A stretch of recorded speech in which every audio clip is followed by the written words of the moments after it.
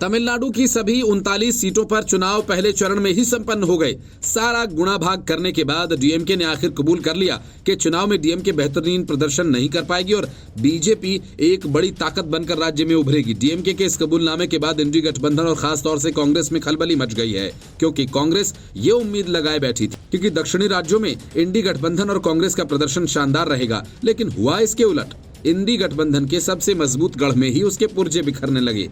सत्तारूढ़ द्रमुक पार्टी में प्रदेश में हुए चुनाव का आंतरिक विश्लेषण किया गया। साथ ही पहली बार माना है कि वह भी 39 सीटें नहीं जीतेंगे, जबकि भाजपा के नेतृत्व वाले एनडीए को कुछ सीटें मिल सकती हैं। 19 अप्रैल को लोकसभा चुनाव के पहले चरण के दौरान राज्य भर में हुए मतदान में भाजपा ने अच्छा प्रदर्शन किया। तमिलनाडु में भाजपा का पीएमके और एएमएमके के साथ गठबंधन है। द्रमुक नेतृत्व ने ये मूल्यांकन सभी जिलों में सचिवों की रिपोर्ट मांगने के बाद किया। इन जिला सचिवों ने मतदान को लेकर स्थानीय पार्टी नेताओं से सूचनाएं एकत्रित की थी।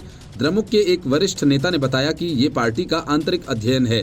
इस संबंध में सारा फीडबैक हमारे जमीनी काडर से लिया गया है। हमने द्रमुक को मिलने वाली सीटों का पूरा आकलन किया, लेकिन सभी सीटें जीतना मुश्किल है। द्रमुक नेता ने यह भी दावा किया कि कई सीटों पर भाजपा के वोट तो जरूर बढ़ेंगे, लेकिन उसे सीट एक भी नहीं मिलेगी। उन्होंने कहा कि ज्यादातर सीटों पर लड़ाई द्रमुक और अन्ना द्रमुक के बीच रही है, जबकि 4 से 8 सीटों पर कड़ा त्रिकोणीय मुकाबला रहा। तमिलनाडु में सत्तारूढ़ और इंडी गठबंधन के घटक द्रमुक ने अपनी विश्लेषकों की टीम का हवाला देते हुए उनकी पार्टी ने अच्छा प्रदर्शन किया है, लेकिन एनडीए को भी अच्छी सफलता मिली है क्योंकि धर्मपुरी और थेनी लोकसभा सीटों पर अच्छा प्रदर्शन हुआ, जबकि भाजपा ने तिरुनेलवेली और वेल्लोर सीटों के साथ ही कोयम्बटूर, कन्याकुमारी, विरुद्धनगर सीटों पर अच्छा प्रदर्शन किया।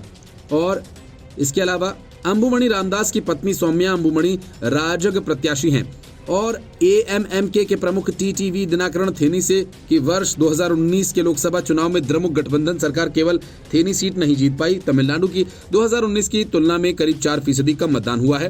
तमिलनाडु की रवायत रही है कि कम मतदान सत्तारूढ़ पार्टी के लिए हानिकारक साबित होता है। लगता है कि तमिलनाडु में इस बार के चुनाव में भी यही परंपरा कायम रहेगी। नहीं तो डीएमके इतना खुलकर कभी नहीं कहती कि राज्य में एनडीए कुछ सीटों पर बेहतर प्रदर्शन कर सकती है। Report news of India.